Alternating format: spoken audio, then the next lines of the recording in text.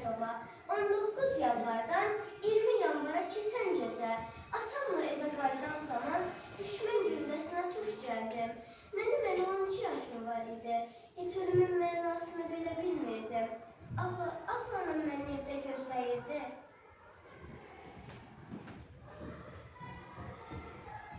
Mən İlqar İbrahimov. 167 nömrəli məktəbin 7A sinifində oxuyordum. Haradan biləydim ki, mən də düşmən gülləsinə tuş gələcəm.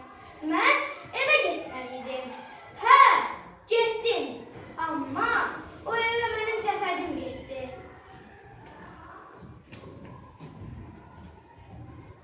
Mən Svetlana Məmmədova. Səhər işə gedərkən heç ölüm haqqında da fikirləşmirdim.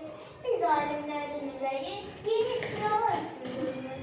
Mən Azərbaycanda ilk kimyaçı qadın alim və 40-dan çox ixtiranın müəllifiyəm. Ən əsası mən bir qız anasının övladıyam. Hələ mənim çox arzularım var idi, amma heyif çamsı yarda qaldı.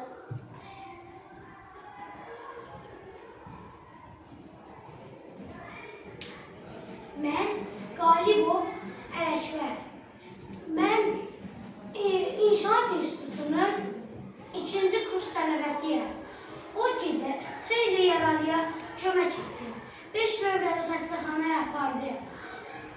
Lakin hardan bilərdim ki, öz evladım da həmin xəstəxanada olacaq.